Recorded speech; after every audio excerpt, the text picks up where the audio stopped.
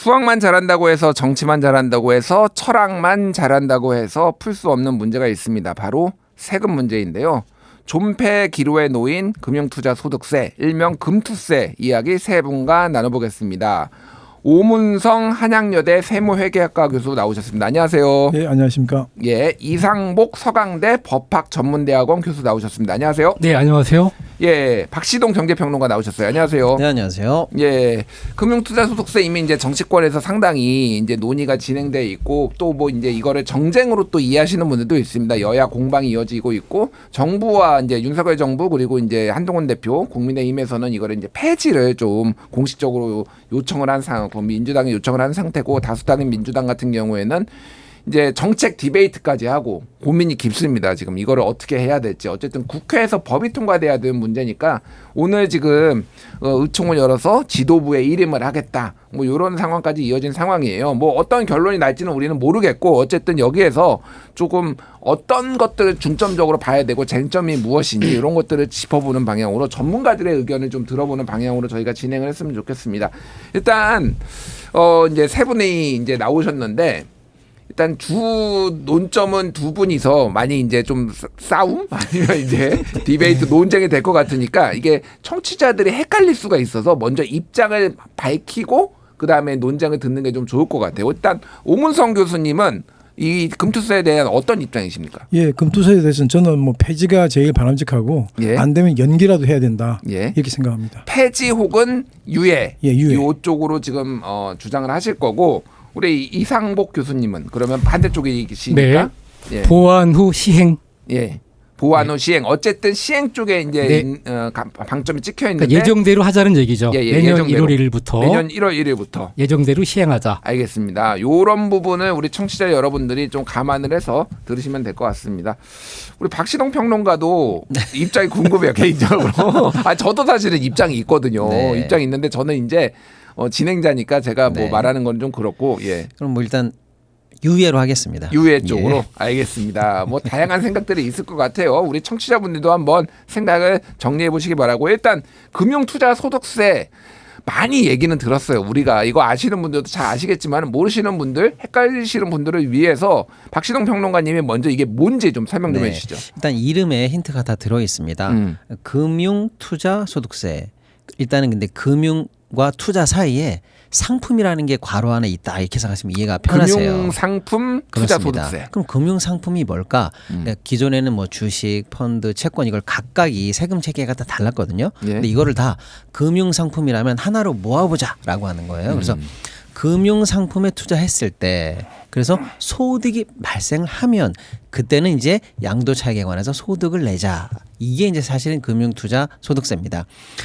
주식, 펀드, 파생 가리지 않고요. 모든 예. 상품에 대해서 수익이 나면은 세금을 내는데 그 대신 공제 한도가 있어요. 그래서 수익이 5천만 원 이상 벌어졌을 때 그 5천만 원 이상의 수익 구간에 관해서 약 20% 정도의 세금을 낸다. 요게 이제 금융투자소득세다 이렇게 보시면 좀 이해가 쉬울 것 같습니다. 그렇군요. 예. 이게 이제 처음 도입된 게 2020년 6월 달에 이제 문재인 정부 때죠. 그때 여야 합의로 됐어요. 그래서 지금 국민의힘도 어쨌든 민주당하고 합의해가지고 그 지금의 추경호 원내대표도 이거 다 합의했었거든요. 근데 입장이 이제 바뀌었습니다. 근데 윤석열 정부 들어와가지고 2022년 6월에 금융투자소득세 도입을 2년을 유예하겠다. 윤석열 정부가 그렇게 얘기를 해서 한 차례 이제 2년이 유예가 된 건데 내년에 1월 1일에 또 이제 시행을 하려니까 아예 폐지하자 이제 이렇게 된 거거든요. 뭐 정치적인 맥락들은 또 있지만은 그러니까 유예 폐지를 하자라는 입장이 왜 그런지 일단 간략하게 좀 한 번 더 설명해 주시죠. 네, 방금 앵커님 말씀하신 것처럼 당초에 2020년에 일단 도입은 됐는데 세금 관련한 거는 사실은 도입하자마자 바로 시행하면은 조금 입법의 불비라든지 제도 부족한 부분이 있을까봐 입법하자마자 시행을 일단 한번 유예했습니다. 그래서 사실은 한 번 유예는 된 거나 마찬가지고요. 그 다음에 사실은 이제 2년 전에는 코로나 이후에 사실 이 증시도 많이 안 좋고 경제도 안 좋아서 굉장히 조심스러운 부분이 있었어요. 예. 그래서 사실은 경제 상황이 좀 나아질 때까지 좀 미루자라고 해서 한번 유예가 된 겁니다. 그래서 총 어떻게 보면 2번 유예가 된 거고요. 그래서 내버려 두면 사실은 내년 1월 1일에 정식으로 이제 시행이 될 예정입니다. 지금 어떤 많은 분들은 아직 시행이 안 되나 봐. 이제 이 도입을 논의하나 봐. 이렇게 잘 모르시는 분들 계신데 그건 아니고요. 가만히 있으면 이제 시행입니다. 다만 지금 이제 본격적인 시행을 앞두고 이제 현실적으로 뭐 주식시장도 안 좋고 또 이제 연초에 대통령께서 코리아 주식의 밸류업을 얘기하면서 이게 금투세 때문이다 이렇게 지적을 하는 등 예. 정치권 일각에서 그럼 주식 밸류업에는 금투세가 장애가 되는 거 아니냐 이런 논의가 이제 촉발되다 보니 논의가 이제 지금까지 쭉 흘러와서 이제 찬반 기로에서 이제 거의 뭐 전 국민적 토론이 발생할 정도까지 상황이 이제 온 거죠. 알겠습니다. 그러니까 제가 이제 뭐 다들 적금 통장도 있고 무슨 통장도 있을 텐데 거기 보면은 다 과세하거든요. 이게 이제 금융 상품이라는 게 여러 가지가 있으니까 뭐 이미 이자는 다 세금 매겨서 떼고 있는데 왜 주식만 이렇게 세금 안 떼는지 우리 오문성 교수님이 왜 주식은 세금을 안 떼 왔는지 그게 이상해요, 사실은. 이전에 왜 안 뗐습니까? 시승은 주식 같은 경우는 우리가 이제 소위 말하는 위험 자산이에요. 그래서 예전에 지금은 이제 주식 투자라고 하는 게 아주 일반화되긴 했는데 예전에는 보험하는 사람, 보험 가입하는 사람, 예. 주식 투자하는 사람, 좀 이상한 사람 이제 진짜 심지어는 정말 저 사람은 망해먹을 사람이다 할 정도로 좀 이게 타부시하는 시절이 있었습니다. 예. 그 말은 뭐냐면 이제 산업자금이라고 하는 게 모이는 게 일반적이 아니었고 주식 투자라는 게 일반적이지 않을 때는 이거 왜 안 했겠는가. 위험한 자산이라는 거죠. 예. 그래서 위험한 자산이기 때문에 정부에서도 실은 금융투자소득세 같은 그런 세금을 거두려고 생각은 했을 거예요. 근데 이거 가지고 위험한 자산이라는 게 10명이 투자에 나서면 한 9명은 주식에서 손실 나고 1명 정도가 겨우 먹는 이런 어떤 요즘 말하는 넷비실로 그렇게 느낀단 말이죠. 예. 그러다 보니까 요걸 가지고 우리가 세금을 거둬봤자 실은 세수를 잘 거둘 수 있을 것인가 하는 거다 보니까 증권거래소라는 걸 만든 거예요. 그러니까 증권거래소라고 하는 게 만든 게 거래세. 증권거래세. 예. 예, 거래세죠. 그러니까 증권거래소를 만든 게 증권거래소는 파는 사람 팔 때마다 계속 거둔단 말이죠. 그러니까 실은 세수 예측이 쉽고 어느 정도 이제 확실하게 들어오는 건데 예. 이 지금 현재 우리 금융투자소득세 같은 이런 위험자산에 투자하는 것은 실제로 이 소득이 생길 수도 있지만 손실이 생길 수 있기 때문에 손실을 보게 되면 세수에 도움이 되지 않을 거라는 막연한 예. 그런 위험한 생각을 가졌기 때문에 자본시장을 육성한다는 명분으로 실제는 가세를 안 해왔던 거죠. 예. 지금까지는. 그러다가 우리나라가 어느 정도 자본시장이 이제 뭐 규모도 커지고 예. 또 이제 뭐 예측 가능성도 좀 높아지고 그러면서 이제 또 세금이 있는 곳에는 아니 소득이 있는 곳에는 세금이 내야 된다라 매겨야 된다라는 어떤 원칙론 이런 것들이 부각되면서 지금 매기게 된 거죠. 그러니까 자본시장이라고 하는 게 있어야 될 게 다 있어야 되겠다는 생각을 이제 하게 된 거예요. 예. 쉽게 말하면 우리가 이제 공매라고 하는 거 있잖아요. 공매. 공매라고 하는 것도 실제로 보면 사람들이 있어야 된다 없어야 된다 논쟁이 많지만 공매도 말씀하시는 거죠. 공매도. 예. 그러니까 공매도라는 게 빌려서 그 하고 나중에 사서 갚잖아요. 갚는 거죠. 그죠? 예. 그런데 이런 부분도 실제로 우리가 포카를 치면 하이가 오디로 치는 게 있고 하이로를 치잖아요. 그러면 이 전문 용어가 나와서 잠깐만. 죄송합니다. 근데 하여튼 어쨌거나 뭐 아시는 분 아실 텐데. 오디만 치는 게 아니라 로우도 칠 수 있는 게 금융시장인데 예. 실제로 이 로우를 못 치게 하면은 실제로 금융시장의 다양성 자체가 배제되는 거죠. 예, 그러니까 이런 것들은 해외 투자자들이 기관들이 만약에 공매도를 아예 없애버리면 이 시장은 정말은 이피션시가 떨어진 시장이다. 예. 이렇게 생각한단 말이에요. 그러다 보니까 그런 제도들이 다 있어야 되는데 예. 제가 볼 때는 우리가 금융투자소득세의 도입은 우리가 뭐 구색을 맞춘다는 측면에서 도입하는 건 좋지만 그런 측면에서의 어떤 자본시장에 대한 효율성을 높이는 제도는 아니다. 알겠습니다. 이렇게 생각합니다. 예. 뭐. 약간 좀 이제 다른 얘기를 좀 해드리면은요. 예를 들어서 소득 있는 곳에 세금이 있다라는 거는 당연한 얘기인데요. 예를 들면 집 같은 경우에는 소득이 이제 세 개로 쉽게 말하면 세금이 예를 들면 처음 살 때 취득세 내죠. 예. 가지고 있을 때 보유세 개념으로 재산세나 종부세를 내죠. 예. 팔았을 때 양도세 냅니다. 그런데 집은 이제 워낙에 이제 덩치가 큰 자산이고 사실 평생 살아야 되는 의식주의 핵심 아니겠습니까? 그래서 양도세를 한꺼번에 많이 물리게 되면 중서민들이 재산 증식하는 루트가 차단되는 효과가 있는 거예요. 예. 그래서 양도세는 예를 들어서 뭐 보유를 10년 했다라든지 실거주를 많이 했다. 그것 때문에 값이 올랐다. 그 사이에 그러면 세금을 좀 빼주자. 예. 그렇게 해서 양도세 관련해서 비과세 공제 부분을 많이 늘려놨습니다. 그런데 그러면 그 정도의 의식주의 중요한 재산, 물론 의식 중요한 거지. 중요한 부분이지만 재산 증식 루트를 국가가 정책적으로 그렇게 고려했다면 예. 누구나 다 집을 가지고 재산 증식하면 좋은데 집값은 너무 비싸요. 엔트리가 너무 피가 비싼 거죠. 쉽게 말하면. 그러면 집을 당장에 못 사는 청년이나 그 이외의 계층들은 집 대신에 다른 재산 증식할 게 뭐가 있나. 금융상품밖에 없는 거예요. 그러니까 주식 관련해서는 입구에 거래세는 두되 주식 관련해서 재산 증식을 통해서 어느 정도 부가 올라갈 때까지는 양도세를 물지 않겠다는 사회 정책적 배려가 그동안 있었었던 거예요. 근데 이제는 주식시장이 너무 커졌고 그 정도 배려의 어떤 그 기대익을 가지고 한쪽으로 너무 비과세를 많이 남겨두기에는 여러 가지 금융상이 달라졌다. 그래서 이제는 다시 과세를 해도 되겠다라는 정책적 변화가 그동안 있었던 거죠. 알겠습니다. 예. 이런 배경들을 설명해 주셨고 이상복 교수님한테 여쭤볼게요. 그러니까 이런 금융투자소득세, 금융상품에다가 과세를 하는 거는 우리나라만 하는 건가요? 아니면 다른 나라 주요 선진국들도 많이 하고 있는 건가요? 이게? 주요 선진국 대부분 합니다. 그 2008년 9월 글로벌 금융위기 이후에 예. 그 자본소득, 즉 금융투자상품에 대한 소득을 포괄화 단위로하자. 그래서 주식, 채권, 펀드, 파생상품에 대한 과세 제도가 그 단일화됩니다. 예. 그러니까 영국, 독일, 프랑스, 미국, 스웨덴, 일본 등등 2008년 9월 이후에 그게 시행됐고요. 일본 같은 경우는 현행 우리나라 제도에 있는 증권거래세를 폐지하고 동시에 예. 금융투자소득세를 도입하는 데 10년 걸립니다. 예, 그렇기 때문에 우리가 독자적으로 한 게 아니고 후진적인 비정상적인 증권거래세를 폐지하자. 즉 비정상의 정상화. 예. 이게 하나가 들어가 있고요. 또 하나는 투자실명제. 예전에 금융실명제를 했는데 그거는 예금실명제였어요. 네. 그러니까 차명으로 예금을 하지 말아라. 그러니까 뇌물 방지하는 게 목적이었죠. 1993년 김영삼 대통령 때 긴급재정경제 명령으로 불시에 시행되거든요. 다 반대했기 때문에. 예. 그런데 반면에 그게 예금실명제인 반면에 금융투자소득세는 투자실명제다. 차명 거래하지 말라 그거죠. 일종의. 그렇게 되게 되면은 작전 세력이나 그 지배주주 등 미공개 정보를 이용하는 사람들, 또 뭐 부정거래 행위자들, 슈퍼개미들, 그다음에 사모펀드 관련자들 이런 사람들이 차명 거래를 통한 주식 거래 할 수가 없죠. 예. 그렇기 때문에 투자실명제로 금융실명제의 완성판이다. 그렇게 볼 수가 있고요. 또 하나는 금융투자소득은 이런 겁니다. 근로자는 근로소득세를 내지 않습니까? 예. 자영업자 등 사업자는 사업소득세. 그러면 투자자는 투자소득세를 내야죠.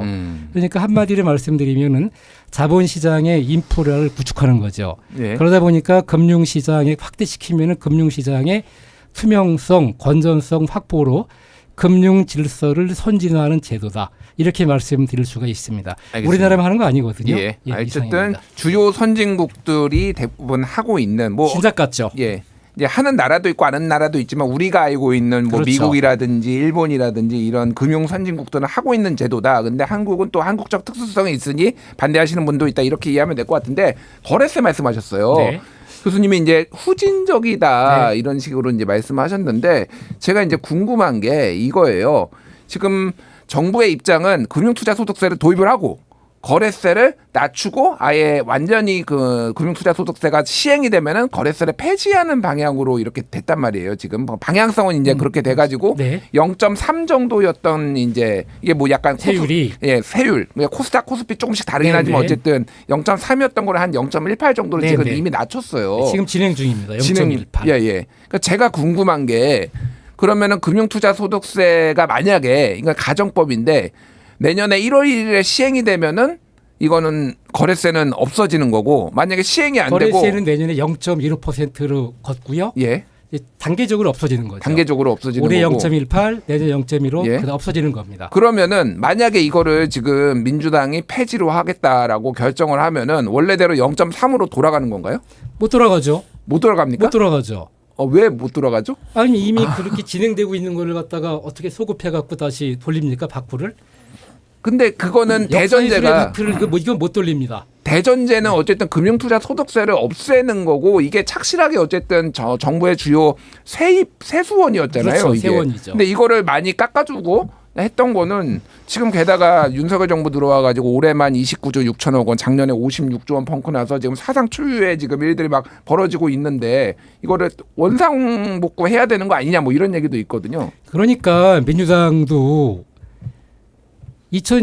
한번 2년 유예했지 않습니까? 예. 그때 대주주 요건을 갖다가 완화하는 차원에서 국민의힘이 주장한 10억에서 50억까지를 동의해 준 거예요. 예. 근데 이제 와서 또 민주당이 폐지 내지 유예한다는 거는 무책임한 거죠. 그런 게 하나가 있고 또 하나는 지금 국민의힘 원내대표인 추경호 의원이 예.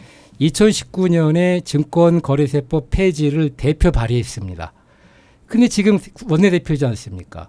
근데 지금 와서 좀 약간 이상한 게 올해 초에 대통령께서 금투세를 폐지하는 게 좋다. 이렇게 말씀하셨더니 국민의힘이 전부 다 폐지 쪽으로 돌아섰습니다. 예. 예전에 합의를 했는데. 그러면은 제 생각에는 처음에 대표 발의했던 추경호 원내대표는 대통령님 아니되옵니다. 이러셔야 돼요. 본인이 금융경제 전문가 아닙니까?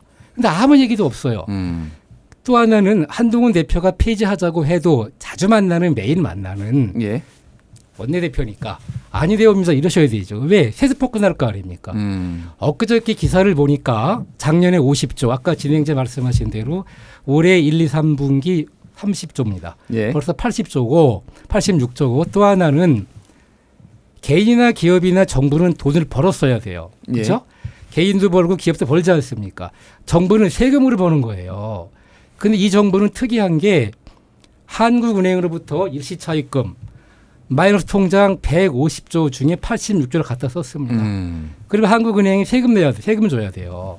근데 부자 감사라고 해갖고 전부 다 세금 깎이기에 들어가면은 국가 어떻게 운영합니까? 예. 걱정이죠. 알겠습니다. 무책임한 처사합니다. 어쨌든 지금 거래세는 조금 사실상 불가역적으로 이미 인하 추세로 그렇죠. 갔기 때문에 오히려 이 금융투자소득세를 도입을 해야 된다 이렇게 좀 말씀하신 것 같고 진행할 수밖에 없어요. 예. 저는 조금 다른 의견이 예, 있는데 오문성 교수님 궁금해요.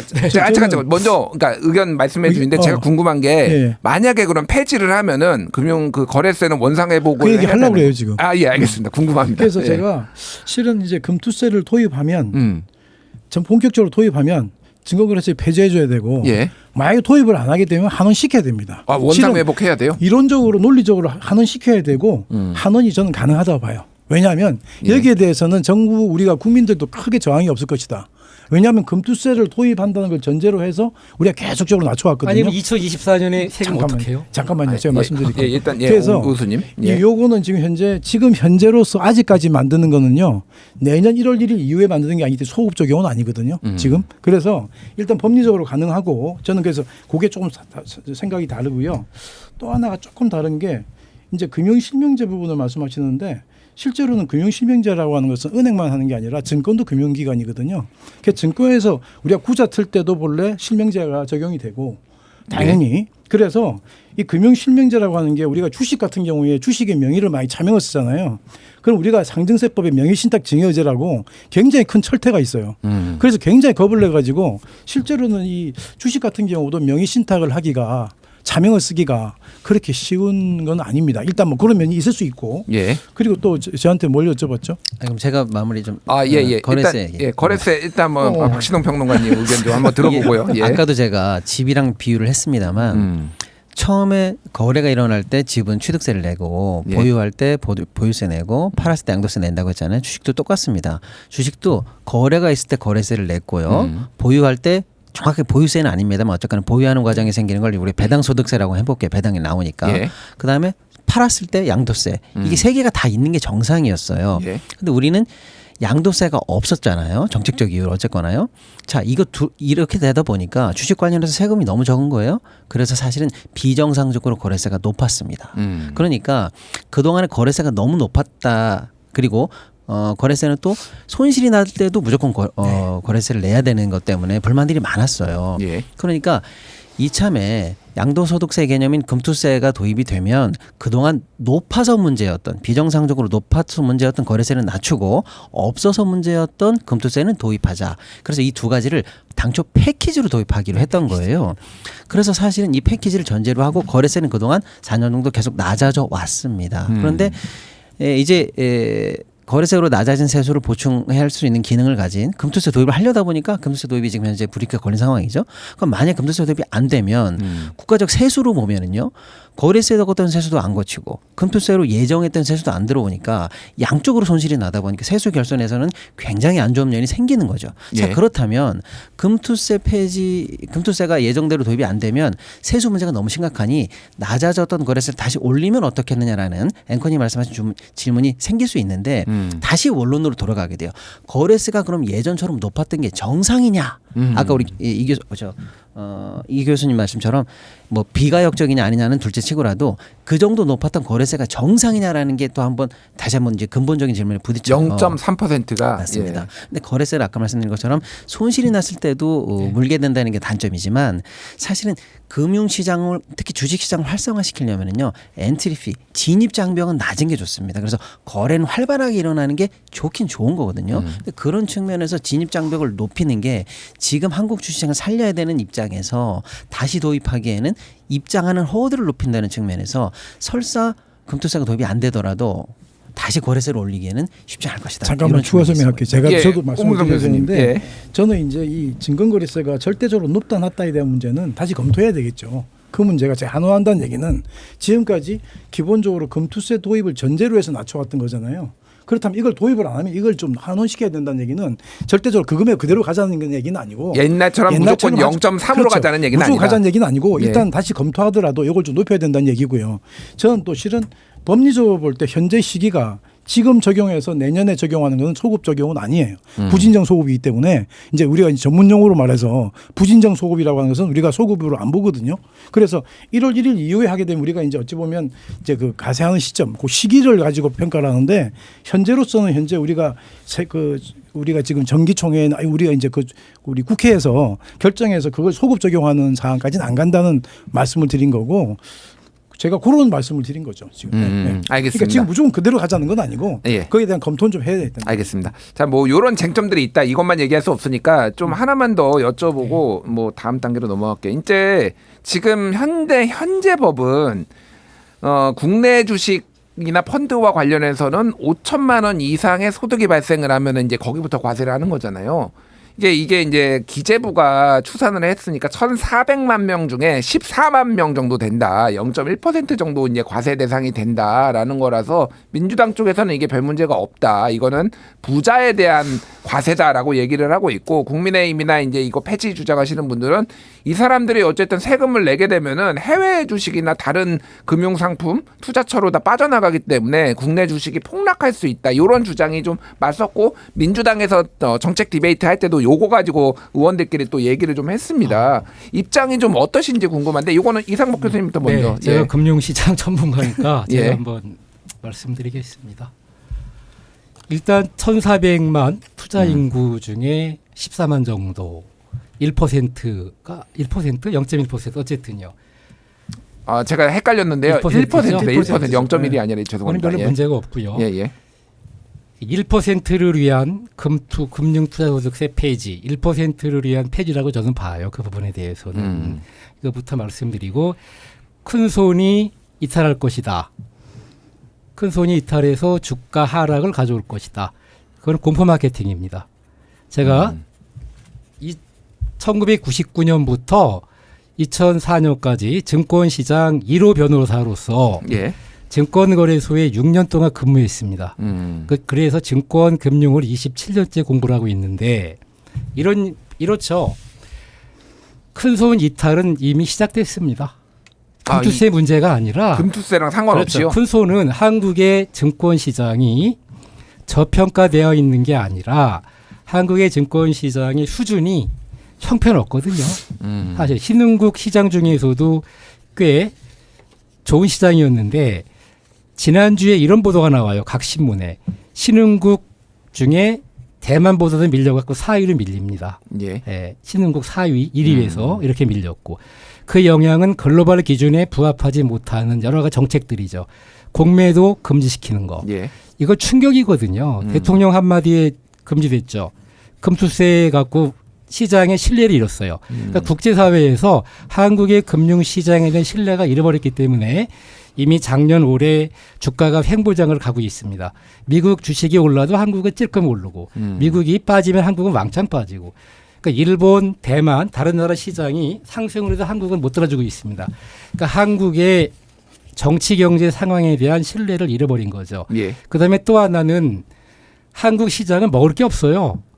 일반 투자자들이 저도 개미 투자자인데 미국장으로 가는 이유는 딱 한 세 가지가 있습니다.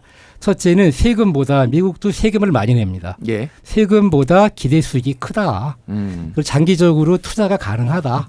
첫 번째고요. 두 번째는 뭐 빌 게이츠나 옛날에 뭐 누굽니까 그 스티브 잡스. 스티브 잡스. 예, 예. 지금이 뭐 젠슨 왕 예. 등등. 다 믿을 수 있다는 얘기죠. 기업의 지배주주 겸 CEO를 믿을 수 있다. 믿는 경영을 한다. 한국의 두산 밥캣 지난번에 합병한다고 하다가 지금 포기했죠. 카카오 전부 다 쪼개 있습니다. 물적 분할을 했죠. 예. LG화학 물적 분할을 해서 LG엔솔을 만들었죠. 예. 지배주주들 대주주들이 있죠. 신뢰할 수가 없어요. 쪼개기 상장. 소액주주도 지배주주하고 똑같은 주주인데 예. 소액주주에 대한 대우가 형편없기 때문에 기업에 대한 신뢰가 바닥이다. 세 번째 한국 기업들은요. 이병철 회장님, 정주영 회장님, 네이버 창업자 이해진 의장. 의장 예. 이외에 그 이후에 파괴적 혁신을 한 사람이 한 명도 없습니다.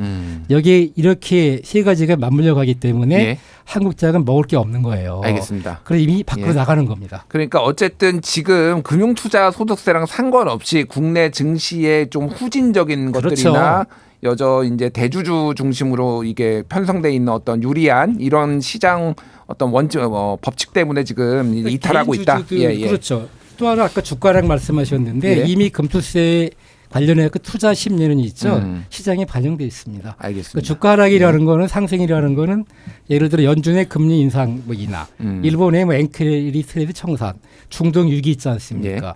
러시아 우크라이나 전쟁, 지정학적 요인들, 그다음 내부 기업의 실적 등 이게 반영되는 것이지 이게 예. 선반영되는 거예요. 알겠습니다. 네. 자, 옥문성 교수님.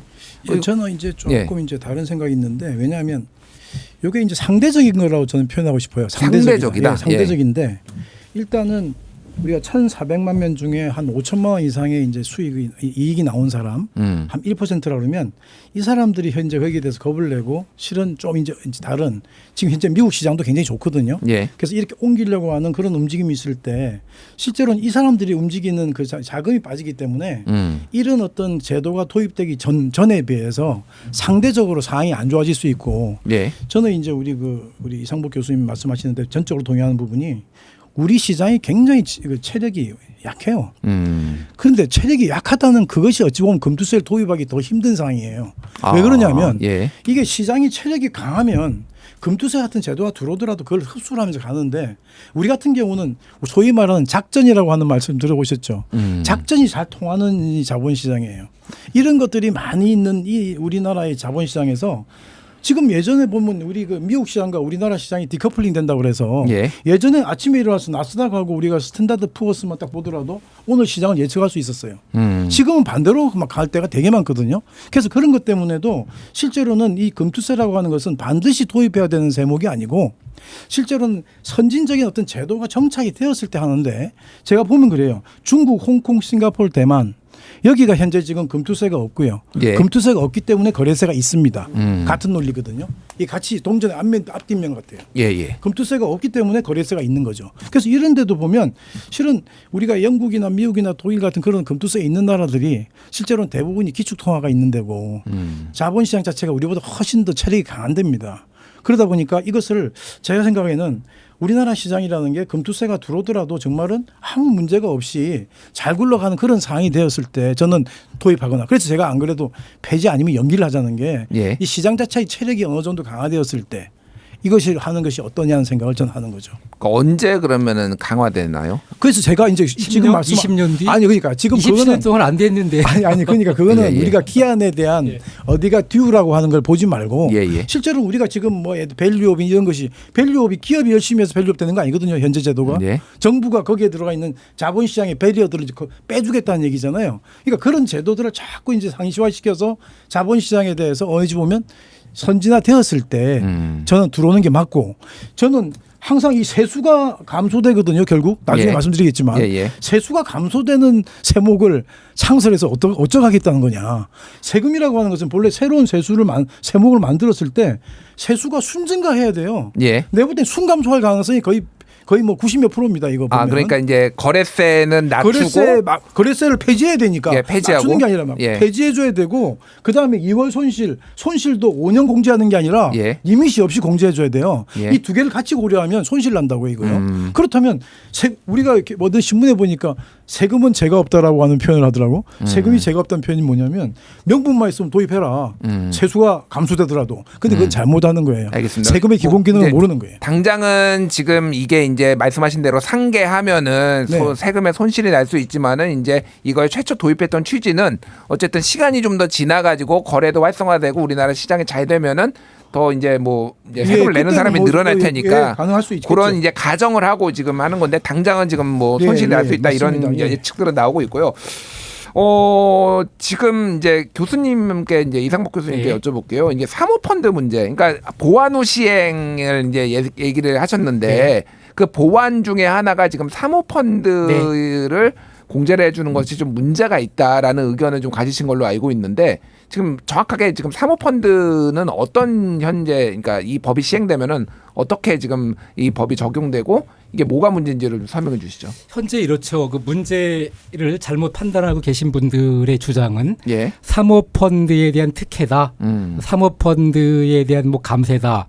그런 얘기를 하는데 결론을 간단하게 말씀드리면은 그 공모펀드는 뭐 일반 투자자들이 가입하는 거고 예. 사모펀드는 돈이 많은 사람들이 가입하는 거지 않습니까? 그 기본적으로 알고 계실 거고 그전에는 공모펀드든 사모펀드든 그 펀드 세제가 좀 문제가 많았거든요. 불합리하다. 이런 얘기들이 있어서 펀드 세제를 금투세를 금융투자소득에 도입하면서 나름대로 정리를 했거든요. 예. 그 사모펀드 같은 경우도 그전에는 비과세 제로였는데 지금은 49.5%인가 그렇게 이제 과세하는 쪽으로 방향을 잡았죠. 예. 근데 저는 그거보다 이참에 제가 말씀드리고 싶은 거는 두 가지입니다.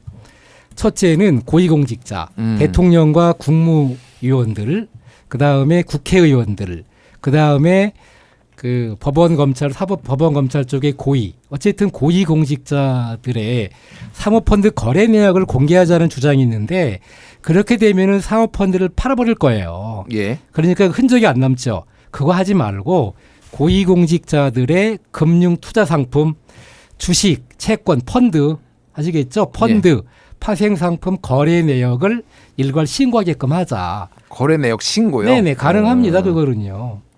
금융당국에 예. 그렇게 하게 되면 어쨌든 뭐 방법은 찾으면 거지 않습니까? 그렇게 하는 선진국도 있습니다. 예. 그러니까 떳떳하다고 생각하시면은 신고 응하실 거 아니에요. 그게 하나가 필요하다고 보고 그게 안 되기 때문에 이렇게 그 사모펀드 얘기가 나오는 겁니다. 예. 뭐 절세다, 아니 뭐 감세다, 특혜다. 그러니까 사모펀드에 대해서는 지금 아니 금융투자 저는 전반 확대하자.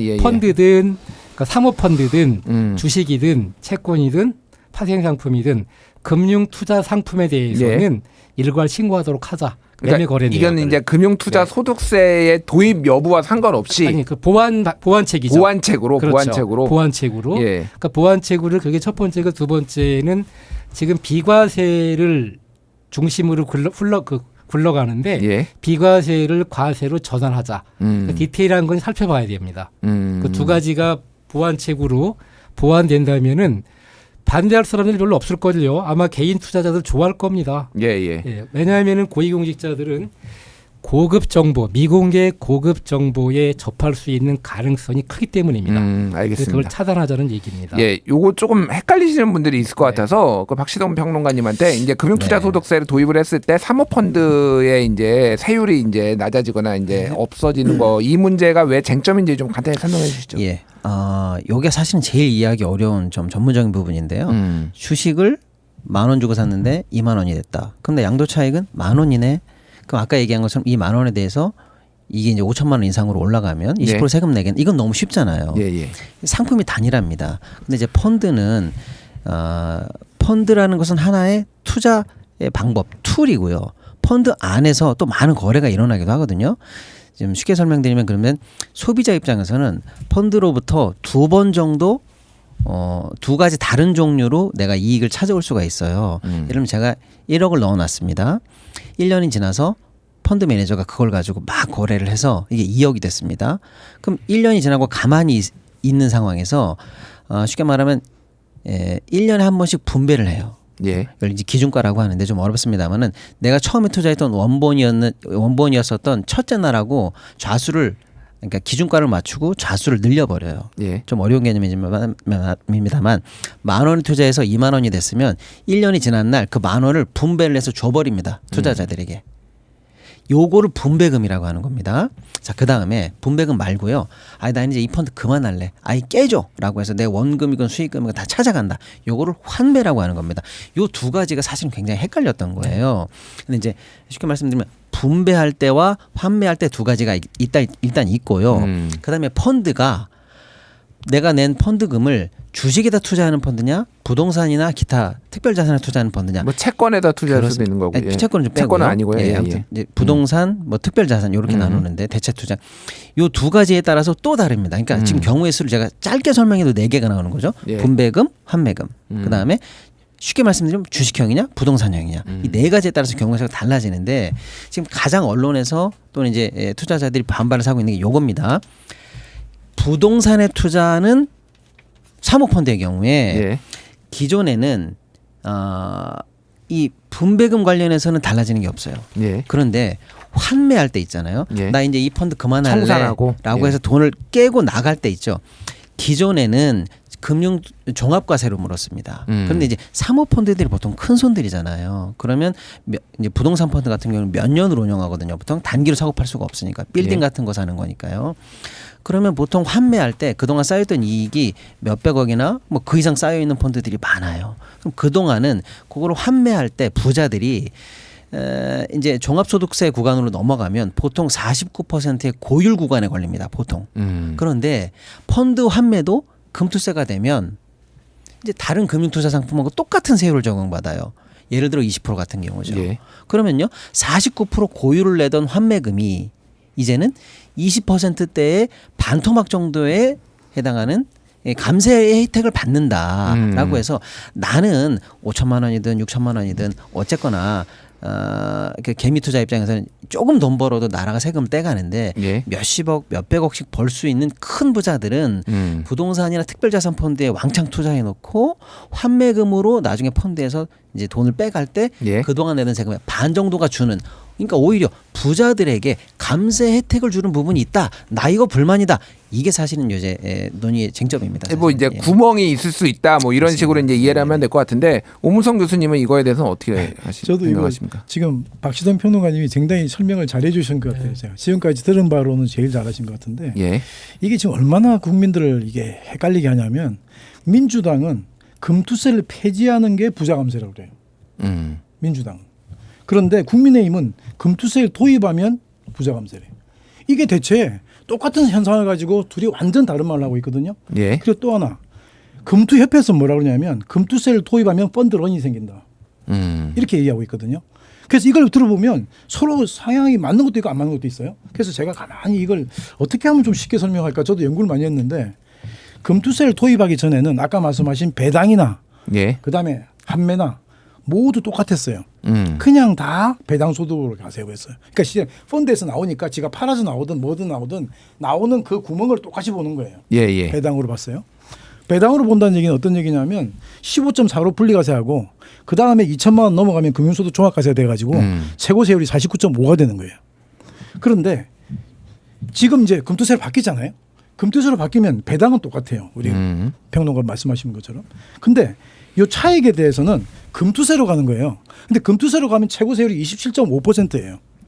그러니까 이게 지금 이제 또 이게 또 헷갈리는 게 어디서 생기냐면 그런데 이게 지금 펀드가 주식이 주로 돼 있는 게 있고 부동산 같은 게 들어 있는 게 있거든요. 예. 그러니까 주식이 돼 있는 것들은 지금까지 실제로 배당소득 가세가 아니 그러니까 우리 매매 차익 가세 있잖아요. 그게 지금 가세가 안 됐어요. 상장법이 소액주주 균형에 맞춘다고. 그래가지고 결국은 여기는 비과세하고 있다가 27.5로 가는 거고 부동산 같은 경우는 지금 말씀하신 것처럼 49.5로 있다 27.5로 하는 거예요. 그러니까 한동훈 그 우리 그 대표가 이거 지금 말이야 금투세 도입하면 부자 감세예요 하는 말은 요 지금 그 부동산 같은 펀드에 생기는 한매에 의해서 49.5였다가 27.5로 가는 걸 얘기하는 거예요. 예. 일부 이제 그런 부분이 있을 수 있다. 있죠. 뭐 이제, 그리고 예. 이 부분이 왜 중요하냐면 예. 펀드가 예를 들어서 650조가 총이라면 630조 정도가 주식이 아니에요 또. 그러니까 이게 지금 보면 비중으로만 보면 국민의힘 말이 많이 맞는 거예요, 솔직히 말하면. 예, 주식 펀드가 아니라 비주식 펀드가 더 많다. 650분의 630, 50분의 620 정도의 수준으로 쪼개지면서 예. 비중으로 보면 국민의힘 말이 더 많이 맞죠. 왜 비중이 높잖아 이게. 그러니까 지금 뭐냐면 펀드를 사모펀드 가진 사람들이 뭐냐면 최소 투자금이 3억이에요. 예, 예. 그리고 49명밖에 못 해요. 음. 공개하라는 거 아닙니까 지금? 알겠습니다. 예, 이거 예, 이거예요. 짧게 정리하면은요. 예, 짧게 사모펀드 해주십시오. 중에서 예. 부동산이나 특별자산에 투자하는 펀드는 환매할 때 오히려 부자들에게 감세 혜택이 가는 건 맞습니다. 예. 지금보다. 그리고 이제 아까 우리 교수님 말씀처럼 기존에 있던 주식형 펀드는 주식 관련해서 그동안 비과세였잖아요. 우리가 예. 금투세 없을 때는. 근데 이제 주식도 금투세 도입이 되면 거래 차익에 대해서 이제 세금을 내요. 그러니까 일부 주식형 사모펀드는 또 불리해집니다. 예. 근데 이제 비중을 놓고 봤을 때 주식형 펀드가 적기 때문에 기사가 혼조되는 거예요. 주식형 펀드를 많이 하고 있는 사모펀드나 사모펀드 운용사 입장에서는 야 이러다가 고객들이 돈 뺀다. 왜냐하면 내년 시행되면은 이제 배당에다가도 세금이 물리거든요. 예. 그러니까 이제 올해 펀드론이 나올 거다라는 게 일부 나오는 얘기고 아니야 대부분의 비중을 차지하고 있는 부동산이나 특별자산 펀드에서는 부자 감세가 커. 그러니까 이건 이 제도는 부자 감세 때문이야. 부자 감세를 노린 거야. 이런 얘기가 혼재돼서 나오는 거예요. 근데 굉장히 어려운 재밌는 거 부분이에요. 한마디만 더 할게요. 예, 짧게. 예, 금투협회에서 이걸 말하면서 펀드론 생기면서 주식형 펀드란 말을 안 해요 또. 그 말을 안 하면서 펀드론이 생긴다는 말만 계속 한다. 그러니까 알겠습니다. 참 오도하는 거죠. 예, 이 교수님은 그래서 아까 전에 이제 이거를 이제 그 고위공직자 같은 경우에는 투명하게 해야 네. 된다라고 하는데 말씀하신데 지금 두 분이 또 설명해 주신 대로 이 부동산 펀드에 대해서는 세수가 또 줄어드는 효과가 있는 거를 좀 부인하기는 어려울 것 같아요. 그거에 대해서는 좀 어떤 입장이신지. 그거는 뭐 이제 다시 보완할 때 설계를 할 필요가 있죠. 음. 근데 이제 아까 오 교수님 말씀하신 부분 중에 제가 조금 동의를 못하는 게 2019년 초부터 증권거래세 도입 개편 참 논의가 시작돼 갖고 금융투자소득세가 2020년 12월에 통과되지 않습니까? 예. 그 당시에 정부도 좋아 금투세 도입 좋아 금투협회도 수차례 좋아 의견 다 받았습니다. 예. 네, 다 받았고 여당 야당도 다 합의해서 좋아 자본시장 선진화의 일환이야. 과세체계 선진화하는 거야. 그런 보도가 다 나왔고 회의록에 다 나와 있는 부분들이에요. 예. 근데 2024년 1월 달에 대통령이 한 말씀 하시면은 블랙홀이에요, 그게. 작년에 공매도도 그랬지. 올해 금투세도 그랬지. 지난번에 대주주 기준 상향도 그랬지. 이거에 대해서 대통령께 누가 추경호 의원 등 전문가가 있으면은 아니되옵니다. 이게 맞습니다. 하셔야 돼요. 예. 그게 안 되고 내부에 어떤 주식시장 전문가가 있는지 그 말만 그분의 말만 듣는 것 같아. 이게 안타깝다는 얘기죠. 제 얘기는. 지역적인 문제를 갖고 자꾸 예. 얘기하면 안 되고 아까 제가 처음 말씀드린 대로 투자 실명제 차명거래 억제하자. 예. 예컨대 도이치모터스 주가 조작 사건 판결문을 받으니요.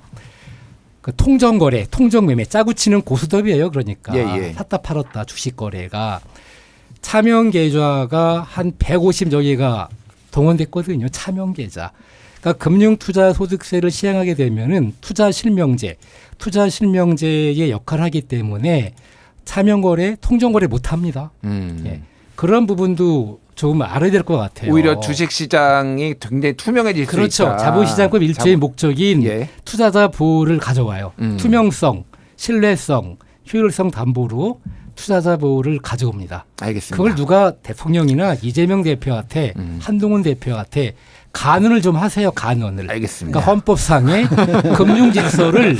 헌법상의 금융질서를 예. 투명하게 건전하게 하는 거다. 뭐 예, 근데 이거는 금융질서를 파괴하지 말라. 신문에 기고 한번 하셔야 될 것 같아요. 예, 정치적인 또 이슈로라서 사실 이게 짧게 좀 얘기해 주세요. 금투세가 왜 어렵냐면요. 예. 일도 양단하지 딱 잘라지지 않는 부분이 있어요. 아까 우리 앵커님 너무 중요한 질문 주셨는데 야 이게 금투세가 도입되면 그동안 큰 손들이 팔고 떠나면서 한국 시장이 출렁할 거 아니냐. 예.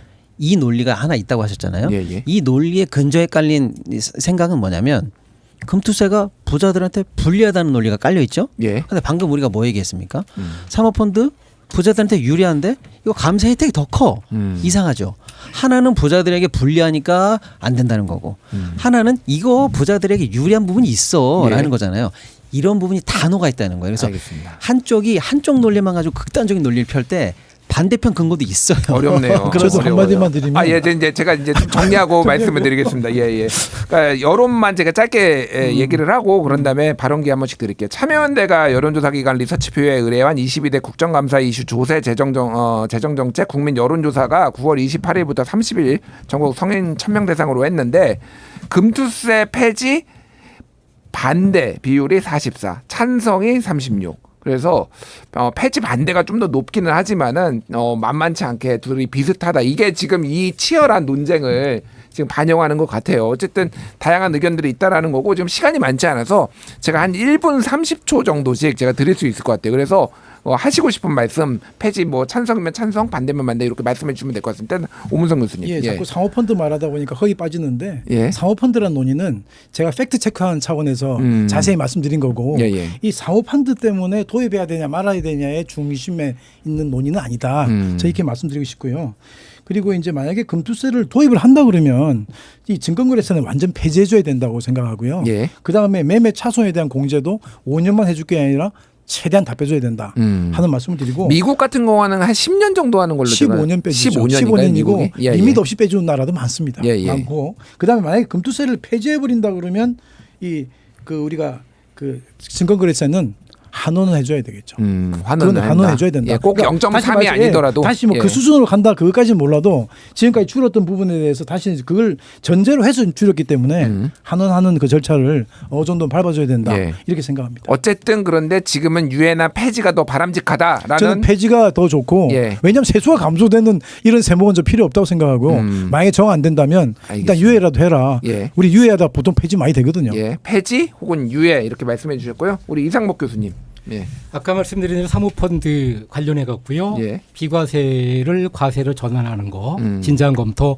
그다음에 고위공직자의 금융투자상품 거래 내역 일괄 신고 그 보완 후 즉시 시행하는 게 맞고요.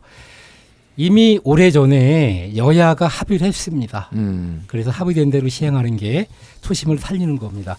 그리고 국민들이 일부 국민들 1%도 안 되는 투자자들이 반대한다면은 설득을 하셔야 되는 게 여야의 대표 또 정치인들의 책무입니다. 헌법기관이라고 늘상 말씀하시는데 헌법기관은 헌법상의 권한을 위임받아 갖고 있죠. 입법을 하시는 분들이에요. 입법을 진작 했습니다. 그러면은 그 신뢰를 지키셔야죠. 좀 처신을 무겁게 하시기 바랍니다. 그래야지 우리나라 증권시장 나아가서 금융시장이 국제사회에서 신뢰를 받습니다. 가볍게 말씀하지 마시고 가볍게 행동하시면 안 됩니다. 정치 지도자들은. 그래야지 위대한 대한민국의 정치가로 아마 거듭나실 겁니다. 일관성 있게 정책을 시행해야 된다. 신뢰성 확보입니다. 신뢰성 확보를 위해서 공매도도 폐지하거나 이것도 지금 상당히 문제가 있어서 MSCI 지수에 선진국 지수에 편입되기 오히려 어려워졌다. 금융은 신용이고요. 신용은 신뢰예요. 신뢰입니다.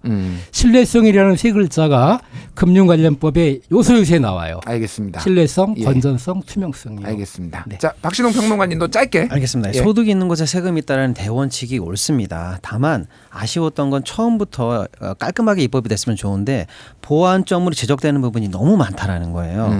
그러면 이제 정부 입장이 중요한데 정부가 그걸 빨리 수습하고 시행하겠습니다라고 입장을 냈으면 좋았을 텐데 정책을 실행해야 되는 정부가 보완의 시간을 쓰지 않고 1년 내내 폐지에 힘을 썼어요. 그러다 보면 현실적으로 지금 현재 국세청이라든지 증권회사라든지 현실적으로 시스템이 아마 완비가 안 됐을 것 같습니다. 그러니까 이왕에 지금 현실적으로 시행이 어렵게 됐다라는 게 저희 현실론입니다.